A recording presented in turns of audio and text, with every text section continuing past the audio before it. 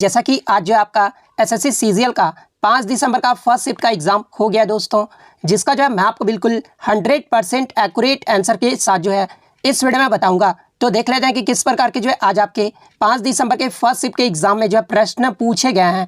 उससे पहले एक बात और दोस्तों कि जिन्होंने भी अगर चैनल को सब्सक्राइब नहीं किया है तो एसएससी सीजीएल एग्जाम से रिलेटेड पल पल की अपडेट के लिए जो है चैनल को सब्सक्राइब जरूर कर दीजिएगा और बगल में ही आपको एक बेल आइकन यानी घंटे का निशान भी दिख रहा होगा, तो आप उसे भी जो है जरूर प्रेस कर दीजिएगा।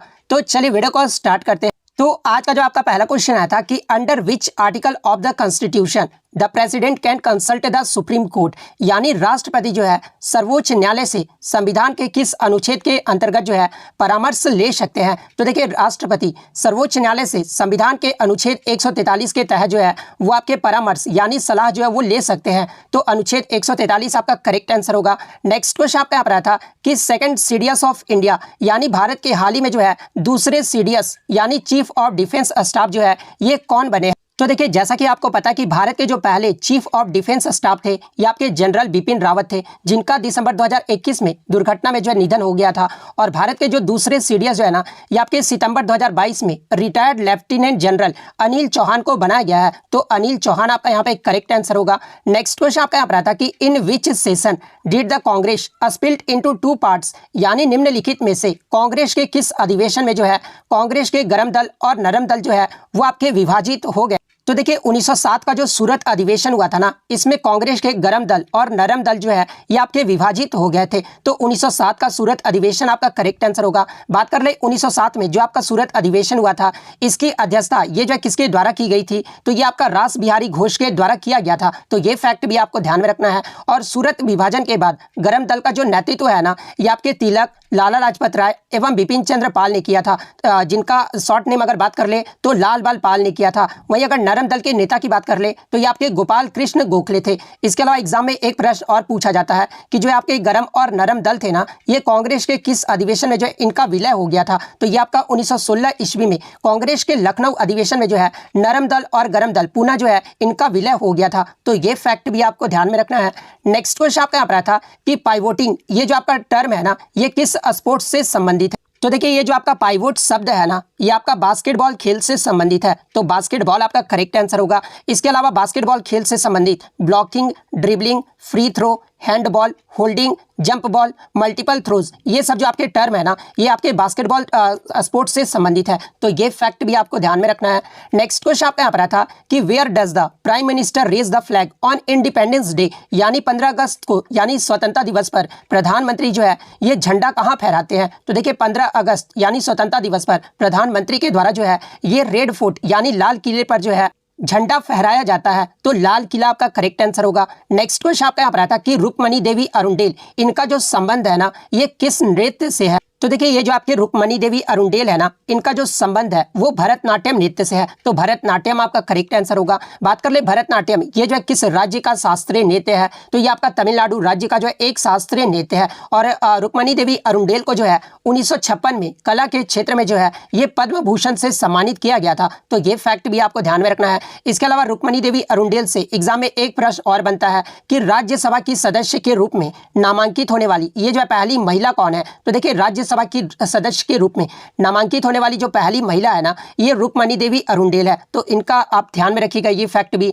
नेक्स्ट क्वेश्चन आपका यहाँ पर था कि which group in the periodic table contains only non metals, यानी आवर्त सारणी में किस समूह में जो है केवल अधातु होते हैं। तो देखिए ये जो आपका 17वां ग्रुप है ना जिसे हैलोजन ग्रुप के नाम से भी जाना जाता है, और ये जो आपका 17वां ग्रुप यानी हैलोजन ग्रुप है इसमें जो आपके सिर्फ नॉन मेटल्स रहते हैं यानी अधातु रहते हैं। तो 17वां ग्रुप आपका करेक्ट आंसर होगा। और 17वें ग्रुप में कौन कौन से एलिमेंट्स आपके आते हैं, तो फ्लोरीन आता है, क्लोरीन आता है, ब्रोमीन, आयोडीन, एस्टेनिन और उसके बाद जो आपका टेनेसिन, ये सब जो आपके 17वें ग्रुप के एलिमेंट है।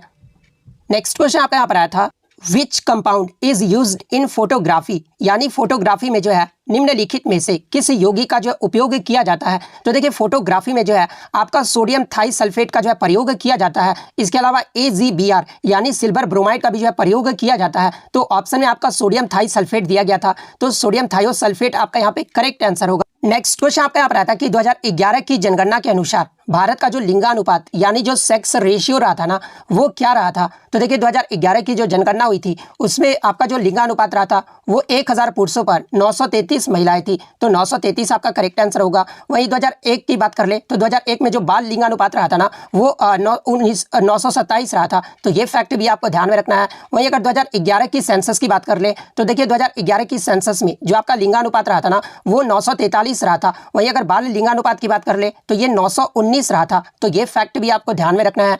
नेक्स्ट क्वेश्चन आपका यहाँ पर आया था कि what is the inner most part of the earth core made of, यानी पृथ्वी का जो सबसे भीतर वाला भाग होता है ना जिसे क्रोड कहा जाता है, ये जो किसका बना होता है? तो देखिए जैसा कि आपको पता है कि पृथ्वी के जो है आपके 3 परत होते हैं, और वो 3 परत कौन कौन सा होता है? तो पहला आपका क्रस्ट होता है, सेकंड आपका मेंटल होता है, और थर्ड जो होता है वो आपका कोर होता है। और देखिए ये जो आपका क्रस्ट है ना ये सबसे ऊपरी परत होता है जो कि आपका सिलिकॉन और एल्यूमिनियम जो है इसमें पाए जाते हैं। मेंटल की बात कर ले तो ये जो आपका क्रस्ट का निचला परत होता है और इसमें जो आपके सिलिकॉन और मैग्नीशियम जो है वो आपके पाए जाते हैं। और देखिए पृथ्वी के सबसे अंदर की जो परत होती है ना उसे जो है कोर कहा जाता है, और ये जो कोर होता है ना ये आपका निकल और आयरन जो है इसमें होते हैं, तो आयरन और निकल यानी Fe+Ni ये जो आपका यहाँ पे करेक्ट आंसर होगा, क्योंकि कोर के बारे में जो आपसे पूछा गया था। नेक्स्ट क्वेश्चन आपका यहाँ पर था कि in which year was the power transmitted from the East India Company of the British Crown? Sorry यहाँ पर ट्रांसमिटेड नहीं ट्रांसफर्ड है, ठीक है। तो किस वर्ष में सत्ता ईस्ट इंडिया कंपनी से जो है ब्रिटिश क्राउन को जो है हस्तांतरित किया गया था? तो देखिए 2 अगस्त 1858 को जो है ब्रिटिश ईस्ट इंडिया कंपनी से ब्रिटिश क्राउन को जो हस्तांतरित किया गया था, तो 2 अगस्त 1858 आपका करेक्ट आंसर होगा। नेक्स्ट क्वेश्चन आपका यहाँ पर था कि केंद्रीय विश्वविद्यालय संशोधन विधेयक 2022 यानी सेंट्रल यूनिवर्सिटी अमेंडमेंट बिल 2022 ये जो है लोकसभा से कब पारित हुआ था? तो देखिए केंद्रीय विश्वविद्यालय संशोधन विधेयक 2022 जो है ये लोकसभा में जो आपका 1 अगस्त को पेश किया गया था, और 3 अगस्त 2022 को जो है ये आपका जो है पारित किया गया था। तो अगर पेश पूछा गया था तो 1 अगस्त आपका करेक्ट आंसर होगा, अगर पारित पूछा गया था तो 3 अगस्त 2022 आपका करेक्ट आंसर होगा। वहीं अगर बात कर ले राज्यसभा से कब पारित किया गया था, तो इस बिल को जो है 8 अगस्त 2022 को राज्यसभा से पारित किया गया था, तो ये फैक्ट भी आपको ध्यान में रखना है। नेक्स्ट क्वेश्चन आपका यहाँ पर था कि फरवरी 2022 में राष्ट्रीय ई गवर्नेंस डिवीजन यानी NEGD के जो है नए CEO के रूप में ये जो है किसे नियुक्त किया गया? तो देखिए फरवरी 2022 में IAS अधिकारी अभिषेक सिंह को जो है नए राष्ट्रीय ई गवर्नेंस डिवीजन यानी NEGD के जो है CEO नियुक्त किया गया है, तो अभिषेक सिंह आपका करेक्ट आंसर होगा। नेक्स्ट क्वेश्चन आपका यहाँ पर था कि मुक्केबाजी में रेस्ट टाइम जो है ये कितने मिनट का होता है? तो देखिए मुक्केबाजी में जो आपका रेस्ट टाइम है ये 1 मिनट का होता है, तो 1 मिनट आपका करेक्ट आंसर होगा। नेक्स्ट क्वेश्चन आपका यहाँ पर था कि सार्वजनिक संपत्ति की सुरक्षा यानी प्रोटेक्शन ऑफ पब्लिक प्रॉपर्टी ये जो है किस अधिकार से संबंधित है? तो देखिए सार्वजनिक संपत्ति की सुरक्षा करना ये जो आपका मूल कर्तव्य यानी फंडामेंटल ड्यूटी से जो है ये आपका संबंधित है, तो मूल्य कर्तव्य आपका करेक्ट आंसर होगा। नेक्स्ट क्वेश्चन आपका यहाँ पर था कि RCOOH ये जो किस फंक्शनल ग्रुप का यानी ये जो आपका RCOOH है ना ये किस कार्यात्मक समूह का है? तो ये आपका कार्बो ऑक्सिलिक एसिड का है, तो कार्बो ऑक्सिलिक एसिड आपका करेक्ट आंसर होगा। इसके अलावा OH की बात कर ले तो देखिए ROH ये जो आपका किस कार्यात्मक समूह का है? तो ये आपका अल्कोहल का है। C+O का अगर पूछा जाए तो ये आपका केटोन का है। COOH ये तो आपका कार्बो ऑक्सिलिक एसिड हो जाएगा। RCHO के बारे में अगर पूछा जाए तो ये आपका एल्डिहाइड ग्रुप का है, तो ये फैक्ट भी आपको ध्यान में रखना है। नेक्स्ट क्वेश्चन आपका यहाँ पर था कि एनिहोल जो टेम्पल है ना ये कितने वर्ष पुराना है? तो देखिए ये जो आपका एहोल टेम्पल है ये आपका 14 साल पुराना है, जो कि एक विष्णु मंदिर है जिसे दुर्गा मंदिर के नाम से भी जाना जाता है, और ये जो आपका कर्नाटक में स्थित है, तो 14 साल पुराना आपका करेक्ट आंसर होगा। नेक्स्ट क्वेश्चन आपका यहाँ पर था कि सकल घरेलू उत्पाद यानी GDP का जो है वो आपका डेफिनेशन पूछा गया था। तो देखिए सकल घरेलू उत्पाद एक निश्चित अवधि के दौरान किसी देश में वस्तु और सेवाओं के उत्पादन के माध्यम से जो है सृजित मूल्य वर्धित मूल्य का मानक माप को ही जो है GDP आपका कहा जाता है।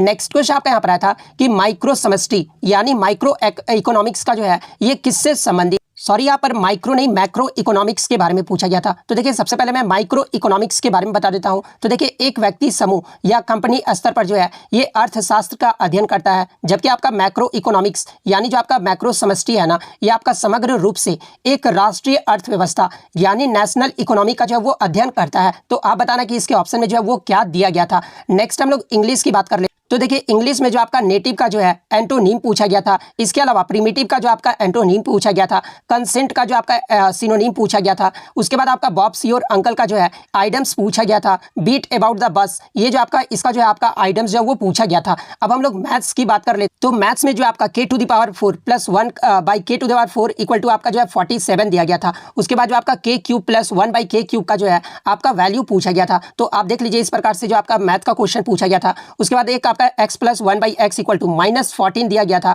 और x square minus 1 by x square का जो है आपका वैल्यू जो है वो निकालना था। उस प्रकार से आप ये भी देख सकते हैं एक आपका जो है ट्रायंगल दे दिया गया था, उसमें जो आपका पूछा गया था BC का जो है वैल्यू पूछा गया था, ठीक है। उसके बाद आपका जो है लाभ हानि से भी जो है प्रश्न पूछा गया। एक प्रश्न आपका आया था कि 20% हानि पर 40,000 में जो है वो सामान को बेचा जाता है, तो 5% के लाभ पर जो है SP का जो है वैल्यू पूछा गया था, ठीक है। और ये आप एक और क्वेश्चन भी जो आप मैथ का देख सकते हैं जहां आपका टाइम एंड वर्क से पूछा गया था। सगुन जो है 4/5 गगन के समय से जो है आधा कार्य करता है, उसके बाद सगुन जो है पूरा कार्य 16 दिन में करता है, तो गगन जो है ये कितने दिन में करेगा। तो ये जो आपका टाइम एंड वर्क से जो है कुछ मैथ के प्रश्न मिले थे जो कि मैं आपको शेयर कर दिया हूं। तो अगर वीडियो अच्छी लगी हो तो वीडियो को जो है लाइक जरूर कर दीजिएगा और इसी तरह किसी भी एग्जाम का रियल एनालिसिस पाने के लिए जो है चैनल को सब्सक्राइब जरूर कर दीजिएगा। तो मिलता है नेक्स्ट वीडियो, तब तक thank you, all the best.